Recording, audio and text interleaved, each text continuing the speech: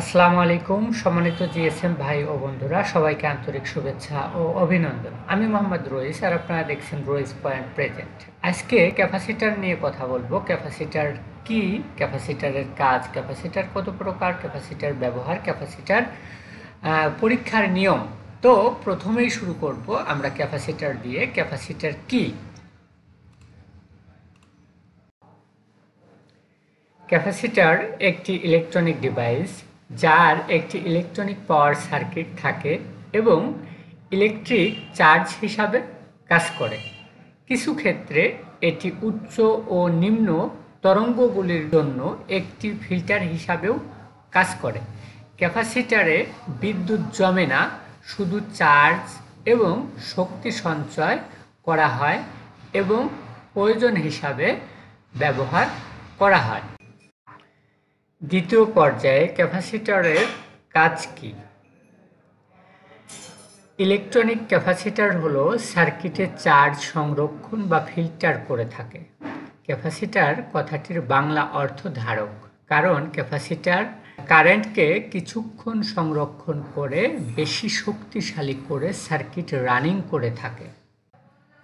তৃতীয় পর্যায়ে আমরা জানব ক্যাপাসিটর কত প্রকার। বৈশিষ্ট্যগত দিক দিয়ে ইলেকট্রনিক ক্যাপাসিটর তিন প্রকার, যথা পোলারাইজ ক্যাপাসিটর, নন পোলারাইজ ক্যাপাসিটর, ভ্যারিয়েবল ক্যাপাসিটর। চতুর্থ পর্যায়ে আমরা জানব ক্যাপাসিটর এর ব্যবহার। আপনারা হয়তো জানেন যে এসি কারেন্ট ঢেউ এর মতন প্রবাহিত হয় আর ডিসি কারেন্ট সোজা প্রবাহিত হয়।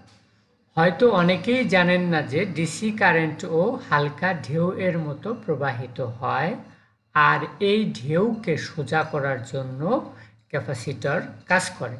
ইলেকট্রনিক্স এবং ইলেকট্রিক সার্কিটে বিভিন্ন ধরনের যন্ত্রের ক্ষমতা বৃদ্ধির জন্য ক্যাপাসিটর ব্যবহার করা হয়।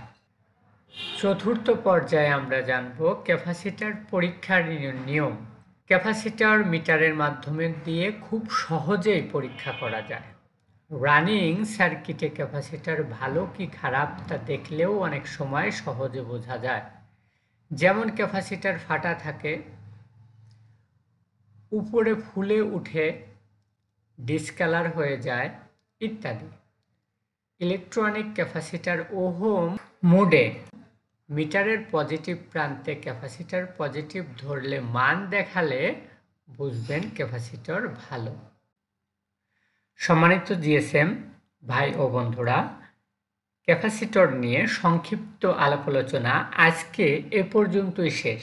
পরবর্তীতে অন্য পার্টস নিয়ে আবার ভিডিও নিয়ে আপনাদের সামনে হাজির হব। তো সেই পর্যন্ত ভালো থাকবেন। আর আমার দেখানো ভিডিও আপনাদের যদি ভালো লেগে থাকে অবশ্যই লাইক করবেন, কমেন্ট করে আপনার মন্তব্য জানাবেন, শেয়ার করে বন্ধুদের মাঝে ছড়িয়ে দিবেন আর সাবস্ক্রাইব করে পাশে থাকবেন। দেখা হবে পরবর্তী আরেকটা ভিডিওতে। সেই পর্যন্ত ভালো থাকবেন, সুস্থ থাকবেন। আল্লাহ হাফেজ।